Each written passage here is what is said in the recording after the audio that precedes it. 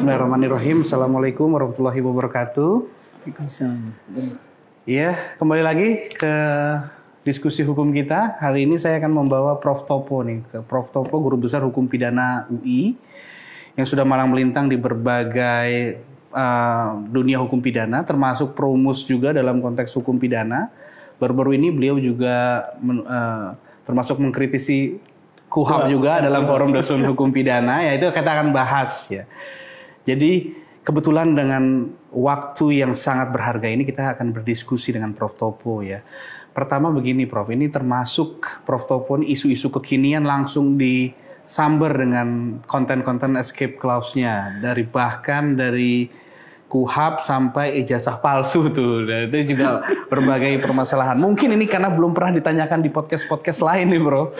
Kenapa Prof. Topo tertarik kemudian masuk ke dunia YouTube? Apakah guru besar hukum pidana belum cukup atau tidak? Bagaimana Prof. Topo? Makasih Mas Akbar untuk undangannya bagi saya ngobrol di kanal ini ya. Jadi pertama gini, sebetulnya para profesor atau doktor atau dosen-dosen hukum pidana itu kan punya pengetahuan, punya skill, punya kapasitas dan sebagainya. Bisa ditulis di buku ya atau ditulis di jurnal gitu. Ya. Tapi era sekarang itu kan era sosial media di mana orang banyak mengikuti perkembangan ilmu pengetahuan, hukum sosial, politik, ekonomi dan sebagainya melalui sosial media, melalui YouTube dan lain sebagainya gitu Mas Akbar. Nah, jadi kadang-kadang hal-hal yang mungkin sangat jelimet, sangat rumit, ya, sangat teoritis, konseptual dan sebagainya. Kalau kita hanya bawa di buku, yang baca terbatas. Masyarakat luas mungkin nggak tahu. Ya. Jadi itu yang pertama. Yang kedua, banyak perkembangan-perkembangan di dunia hukum atau dunia politik dan sebagainya yang bisa kita ulas sebagai seorang akademisi. Itu di mana ruang kita mengulasnya? Ya, oke, di kelas, tapi kan terbatas lagi. Nah, jadi akhirnya itu kita bawa di ruang-ruang YouTube, ruang kanal YouTube ya, dengan podcast, dengan diskusi dan sebagainya. Dan diharapkan dengan itu masyarakat luas jadi lebih tahu pemikiran kita, gagasan kita dan sebagainya. Orang yang bukan akademisi juga bisa, tapi kan kita punya ada mungkin nilai tambah ya soal teoritis, konseptual, ide, gagasan, doktrin dan sebagainya gitu. Baik. Prof. Topo ini kan juga nggak henti-hentinya bikin buku dan lain sebagainya. Apakah menurut Prof. Topo buku, jurnal itu sudah ketinggalan di era sekarang? Atau memang kita harus masuk ke dunia digital kayak begini? Atau dunia itu tetap harus dipertahankan yang akademik? Atau bagaimana tuh menurut Prof. Topo? Iya, sebetulnya ada masing-masing ada segmennya sih Mas Akbar ya. Buku misalnya banyak orang juga sangat tergantung dari buku. Bahkan ada e-book sekalipun, ada orang yang memang dia lebih nyaman dengan buku. Nah, jadi saya tetap nulis buku untuk dibaca oleh berbagai pihak yang masih baca buku cetakan gitu ya. Iya, betul. Tapi di sisi lain ada juga yang mungkin tidak semua dari buku itu bisa disampaikan atau dengan cara yang mudah difahami gitu ya. Nah, disitulah mungkin kita bisa memainkan dengan YouTube ya. Saya pernah ada satu YouTube yang saya ikuti menarik sekali Mas. Bahkan itu jadi mata kuliah di Eropa, mata kuliahnya salah satu negara. Mata kuliahnya itu bagaimana kaitan antara sains dan media. Jadi intinya bagaimana membawakan sains yang rumit itu dengan ruang sosial media. Dan itu membuat para mahasiswa itu membuat konten-konten yang memudahkan orang memahami sains yang rumit itu. Gitu kurang lebih. Apalagi di generasi, nggak tahu bisa kita katakan generasi TikTok mungkin ya. Nah itu di generasi ini juga menurut Prof. Topo mahasiswa itu apakah lebih mudah mendapatkan, tapi kan ini kelemahan dan kekurangan juga ya. Dia lebih mudah mendangkap hasil konten-konten sosial media daripada referensi ilmiah. Itu menurut Prof. Topo betul atau tidak klaim itu? Iya.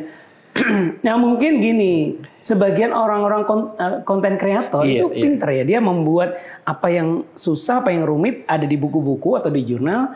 Kemudian dengan kreativitas dia buat beberapa yang singkat-singkat dengan ilustrasi mudah untuk ditangkap. Nah, dosen sebetulnya punya kapasitas knowledge-nya, isinya, substansinya. Tinggal harusnya dia kerjasama membuat konten yang mudah untuk dipahami sehingga dapat dua-duanya Mas. Jadi kalau saya terus terang ya menggemari bukan hanya hukum sekarang nih, menggemari filsafat, menggemari sains dan sebagainya. Saya selain membaca buku, saya juga lihat dari YouTube, Betul. dari Instagram dan sebagainya. Gitu. Iya.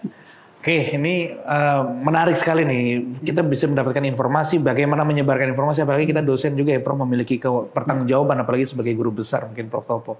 Tapi menjadi permasalahan polemik, nih kita masuk ke topik kedua yang mungkin lebih spesifik. Kita mendengar nih, hanya mendengar dari media dan bahkan konferensi pers Kejagung, berdasarkan podcast-podcast. Ada dosen juga nih, akademisi, walaupun dia posisinya apakah saat itu sebagai akademisi atau sebagai lawyer, itu diproses hukum karena dianggap podcast-podcastnya itu mengganggu konsentrasi penyidikan. Karena dianggap mengganggu konsentrasi penyidikan, maka naiklah kasus merintangi penyidikan dalam istilahnya diskusi-diskusi ilmiah. Menurut Prof Topo sendiri bagaimana menyikapi hal tersebut? Iya, saya itu ingat ada satu pasal di KUHP baru tuh mengenai Marxisme, Leninisme dan sebagainya ya. Oke, betul. Itu bahkan menjadi alasan penghapus pidana khusus. Itu penyebar luasan, bukan penyebar luasan ya. Orang melakukan diskusi ilmiah dan kegiatan ilmiah lain itu tidak boleh dituntut gitu. Nah, apalagi hal-hal yang sifatnya sangat umum. Misalnya katakanlah ada orang punya menangani satu kasus perkara pidana misalnya. Yang bagi dia yang benar itu A, bukan B. Yang menurut JPU itu B. Tapi kan setiap orang punya juga punya hak juga untuk berbeda, ya kan? Nah, kalau dia kemukakan di podcast atau di ruang-ruang diskusi ilmiah dan sebagainya, menurut hemat saya ya nggak bisa dituntut dong. Orang kan nggak boleh diadili dengan pikirannya gitu ya. Nah, jadi menurut saya yang kemarin sempat ramai itu barangkali bukan itunya ya Mas Akbar ya. Karena kalau orang berdiskusi mengemukakan gagasan walaupun itu beda dengan KPK, dengan kejaksaan, dengan kepolisian, dan itu sangat sah di negara modern kita gitu. Apalagi negara demokrasi ya. Kalau orang semua harus dituntut, apa yang dilakukan oleh penegak hukum itu tidak boleh dibantah ya. Kita udah masuk ke negara totaliter ya. Oke, betul juga. Iya, kalau dalam konteks itu benar. Kalau hanya karena pendapat-pendapatnya di podcast nggak mungkin dia dapat dituntut itu. Itu yang harus dikaji lebih lanjut lagi. Tapi kalau berkaitan Prof menyinggung KUHP nih, dan Prof Topo juga adalah salah satu perumus KUHP ya. Kebetulan guru besar dari sini juga dari UGM juga merumuskan. Tapi pertanyaannya kan ada banyak pasal tuh tentang kebebasan berpendapat yang dipertanyakan. Tidak hanya Marxisme, Leninisme, misalkan penghinaan presiden, bahkan ada penghinaan lembaga negara juga. Itu menurut Prof Topo, penegak hukum nanti memahami nggak konsep bahwa ketika itu ilmiah tidak bisa diproses, atau dia hanya melihat unsur deliknya saja masuk nih. Nah, itu menurut Prof Topo gimana? Iya, pertanyaan ini bagus sekali Mas Akbar. Jadi memang penegak hukum di era sekarang dan ke depan itu dituntut bukan hanya paham dengan undang-undang, tapi juga paham dengan konteks, ya kan? Konteks ilmiah, konteks sosial, konteks kritik, konteks HAM dan sebagainya.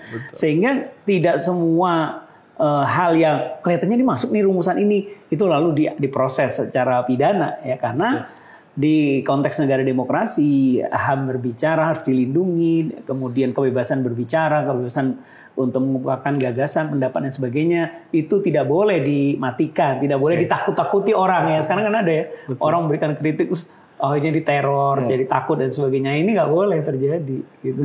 Itu bagaimana kita menjamin ya menurut Prof dari segi hukum pidana nih? Bagaimana kita memastikan bahwa orang-orang itu tidak akan diproses pidana gitu? Ya, kita kadang-kadang kan sangat tergantung. Walaupun tadi saya bilang harusnya penegak hukum dan instansinya dan lembaganya itu harus makin cerdas, makin pintar, makin terbuka dan sebagainya. Tapi hemat saya nih.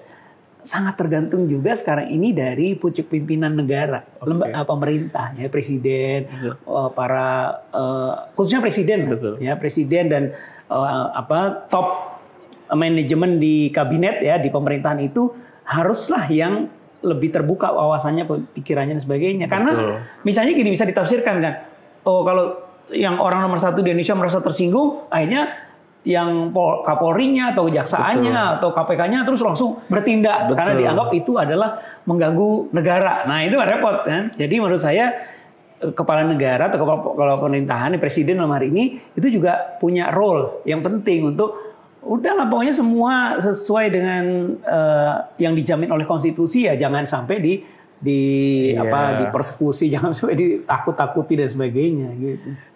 Tapi menurut Prof ini terjadi nggak kan? Presiden juga sudah sering memberikan gagasan-gagasan tertentu lah.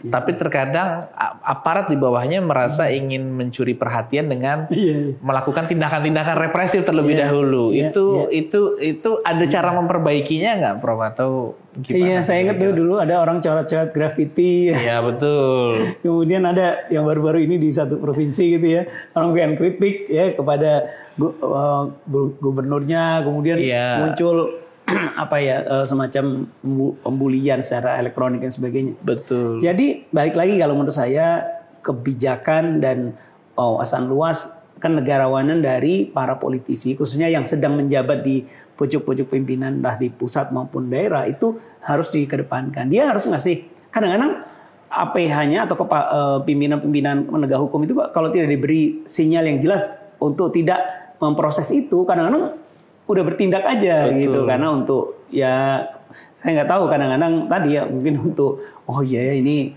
penting nih, ini menyinggung beliau nih atau menyinggung gagasan-gagasan beliau atau kebijakan beliau dan sebagainya. Itu menurut saya ini memang harus di masyarakat harus ngingetin terus.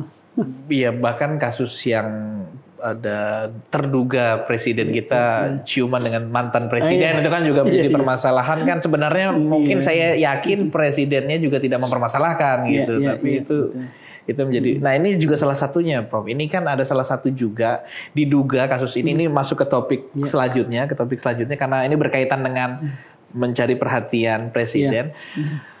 Mudah-mudahan ini tidak terkait sebelumnya, karena ketika ada kasus ini terkait dengan diduga ada kaitannya dengan politik, walaupun kita tidak tahu ada kaitan dengan politik, bahwa tindak pidana korupsinya dilakukan ini, walaupun di berita juga, Prof. Ada berita-berita memunculkan, bahkan orangnya sendiri mengatakan di dalam konferensi pers, saya tidak masalah dinyatakan bersalah walaupun sudah terbukti hakim sama sekali menyebut dia tidak memiliki mens rea ketika melakukan tindak pidana korupsi. Dan bahkan di berbagai platform itu ada ahli-ahli yang mengungkapkan bahwa ahli pidana juga di berbagai platform itu memang pasalnya harusnya kelalaian yang ada di dalam pasal 2 ayat 1 maupun pasal 3 korupsi.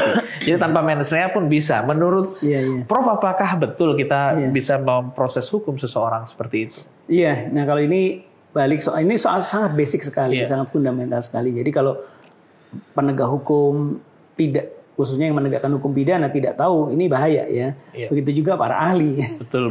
Sangat basic sekali, orang hanya bisa dihukum kalau dia ada kesalahan. Kesalahan itu 2, kesengajaan atau kealpaan. Tidak punya kesengajaan atau kealpaan tidak boleh dipidana. Walaupun ada kecualinya nanti strict liability, tapi itu soal lain ya. Karena itu harus tegas sekali diatur strict liability. Nah, jadi kesengajaan atau kealpaan itu tertulis dalam pasal. Kalau di konteks KUHP lama ya. Jadi misalnya pasal 2, pasal 3 itu pasti bukan kealpaan. Dan tidak, setahu saya tidak ada tindak pidana korupsi kok ada kealpaan gitu ya. Betul. Jadi itu harus dibaca, itu ada dolus di situ, ada offset walaupun tidak tertulis kesengajaan gitu. Nah, kalau misalnya pasal 2 itu kan kata memperkaya diri sendiri, orang lain atau korporasi, itu sudah mencerminkan itu bahwa harus ada kesengajaan. Juga pasal 3 misalnya adanya bukan secara melawan hukum, penyalahgunaan wewenang dan lain sebagainya, tapi ada ini dengan maksud untuk menguntungkan diri sendiri, orang lain atau korporasi. Jadi itu juga sudah betul-betul clear kesengajaannya. Nah, jadi sangat salah kalau misalnya orang, walaupun dia menteri misalnya, karena kelalaian dia ketika tanda tangan atau membuat suatu kebijakan, dia bisa dipidana kalau yang penting ada kerugian negara. Itu salah ya, karena tidak boleh ada kelalaian itu, harus terbukti kesengajaannya atau mens rea-nya. Nah, mens rea itu juga ada yang keliru juga di dalam YouTube. Ya, mens rea itu ya harus sengaja, harus ada niat jahat. Ya tidak, karena kealpaan pun bagian dari mens rea.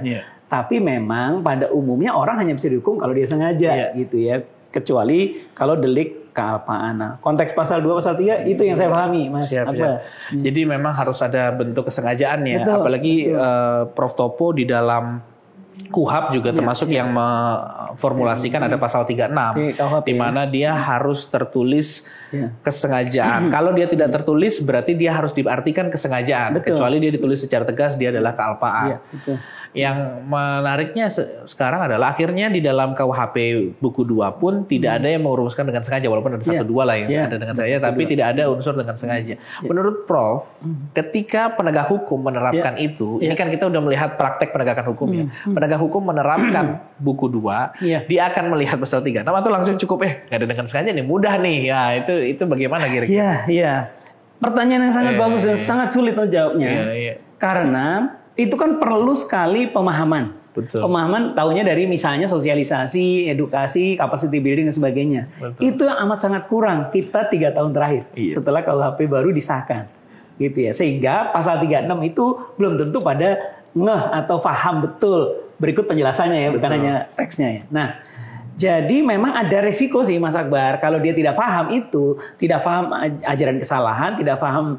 Oke lah, ajaran kesalahan yang jelimet itu di buku mungkin nggak paham. Tapi baca pasal 36 dan penjelasannya, mudah-mudahan dia tidak akan menyalahi maksudnya. Nah kalau dia langsung terapkan saja di pasal-pasal mulai dari misalnya pasal di bab 1 buku 2 ya sampai bab 31 sampai 33 kalau nggak salah ya.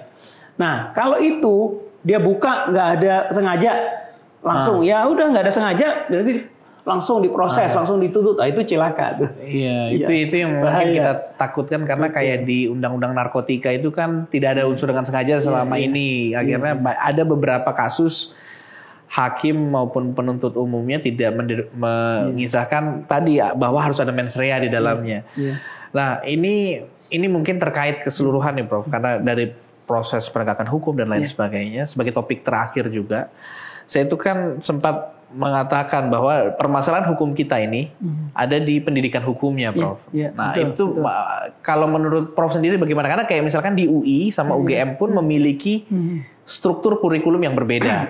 Struktur kurikulum yang jauh berbeda, bahkan lulusan UI sama lulusan UGM kalau dipersamakan dalam suatu kuis yang juga mungkin akan berbeda hasilnya nih.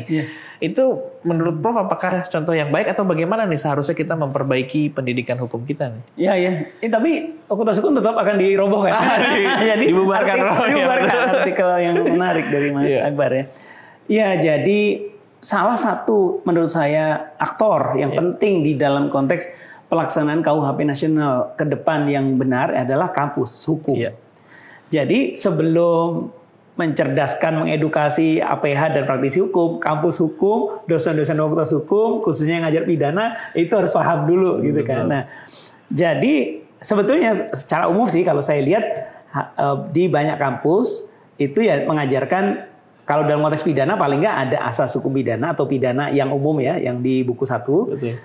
Juga mengajarkan yang tindak pidana tertentu di bab-bab tertentu, misalnya pembunuhan, pencurian dan sebagainya ya. Dan ada yang delik khusus, paling setidaknya 3 itulah. Ada yang asas hukum pidana, kemudian pidana tertentu dalam KUHP, dan ada pidana khusus. Walaupun ada variannya ya, misalnya ada yang mengajarkan kriminologi, ada yang viktimologi dan sebagainya.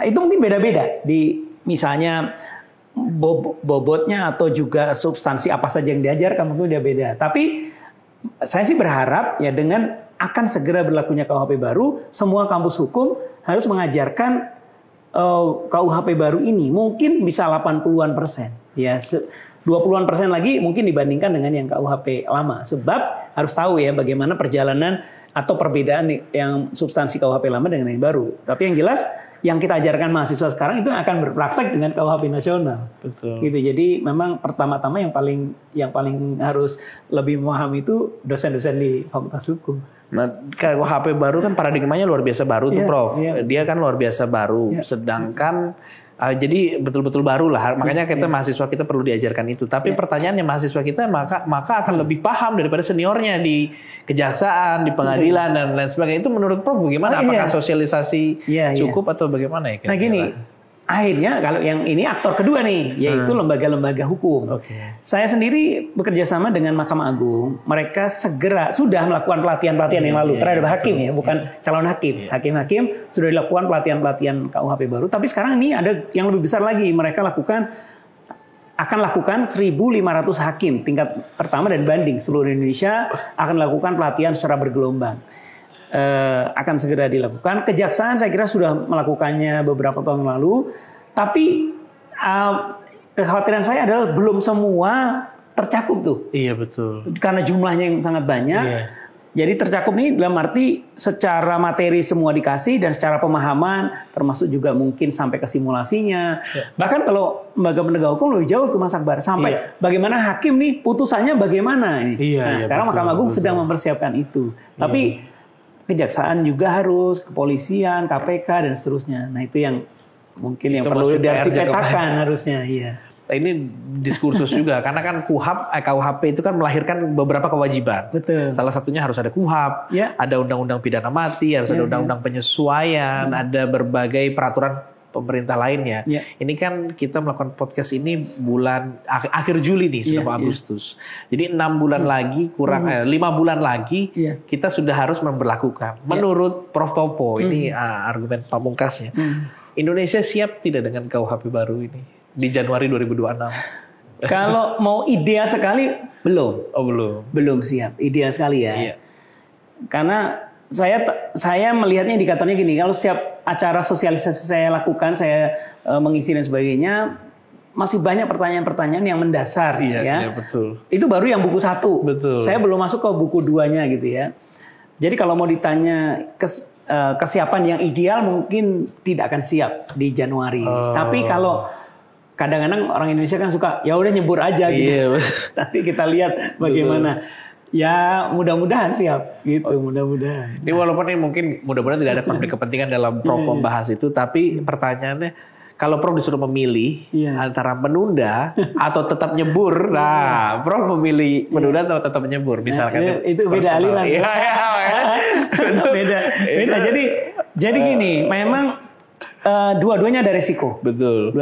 Kalau kita menunda, ada resikonya bisa beberapa hal ya. Misalnya antara lain mungkin ada berbagai pasal itu mungkin juga akan digugat lagi untuk dibahas lagi gitu misalnya ya. Dan mungkin kita balik laginya itu susah lagi. Gitu. Dan kedua resiko untuk langsung terjun melaksanakan itu ya tadi. Mungkin kita baru tahu kekurangan atau kelemahan kalau baru begitu dilaksanakan. Tapi kalau menurut hemat saya karena kita sudah punya Mahkamah Konstitusi, juga punya mekanisme legislative review, kita dengan waktu 5 bulan ini semua lembaga harusnya nih pemerintah memetakan kesiapan semua lembaga. Kemudian juga misalnya advokat semua lembaga asosiasi advokat juga memetakan itu kesiapannya. Baru nanti kemudian ya kita terjun aja. Nanti apa yang terjadi ya kita selesaikan. Kalau ada gugatan-gugatan pengujian undang-undang ya harus siap untuk didiskusikan di MK. Gitu Mas Anda. Dengan ini terakhir juga, terakhir terus dari tadi saya ini. Kalau berkaitan dengan KUHP kan Prof juga menyampaikan walaupun kita nggak akan bahas mendalam juga nih karena masih panjang dan politis juga. Tapi pertanyaannya KUHP itu kan 5 bulan ini harus disahkan karena banyak sekali pasal 881 Undang-Undang 881 itu merujuk pada KUHP lama. Betul. Jadi nggak mungkin dia dipertahankan nih. Kecuali masa merubah sedikit kan juga hal yang PR juga. Menurut Prof dengan berbagai gejolakan ini dalam waktu 2 bulan atau 3 bulan ini karena kita nggak mungkin sampai 5 bulan mentok kan, itu KUHP itu kita bisa susun secara ideal nggak menurut Prof Topo? Lagi-lagi ya kalau ideal tidak. Bagi saya sebetulnya bahkan KUHP pun sudah kita ketinggalan 2 tahun untuk sosialisasi, mengedukasi dan sebagainya. Mungkin ada gerbong pemilu sehingga pemilu dan pasca pemilu itu orang semua pihak sibuk jadi tidak melakukan itu sehingga banyak yang tercecer untuk sosialisasi. KUHP idealnya menurut saya paling nggak transisinya 2 tahun. Disahkan baru dilaksanakannya 2 tahun gitu ya. Tapi tidak mungkin juga KUHP baru tanpa KUHP baru tidak mungkin berjalan juga. Jadi kalaupun itu disahkan misalnya 2-3 bulan lagi transisinya hanya 2 bulan. Itu sosialisasi memang sangat tidak ideal sebetulnya. Tapi nggak ada pilihan lain ya Prof sepertinya. Sepertinya tidak ada pilihan lain. Iya betul, itu karena kalau mau dibuat perpu juga nanti malah melahirkan PR-PR baru juga. Ini memang pembelajaran juga sih untuk pembaruan hukum pidana kita, hukum pidana material dan formil.